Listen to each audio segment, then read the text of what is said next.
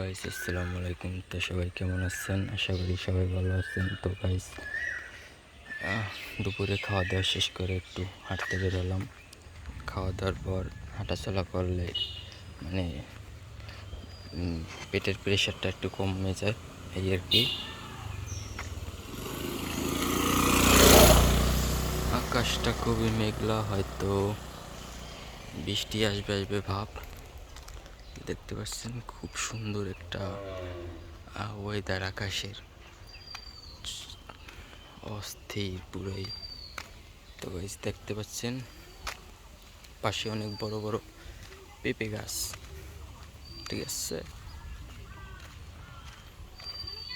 এই পাশে একটা কলা গাছ আছে, এখানে একটা বড় বিশাল বড় একটা জামরুল গাছ।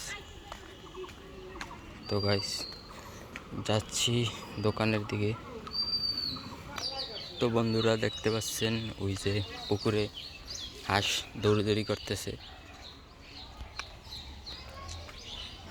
এই যে গাইস দেখুন হাঁসগুলো দৌড়াদৌড়ি করতেছে পুকুরে। অনেক গরম তো তাই গোসল করছে।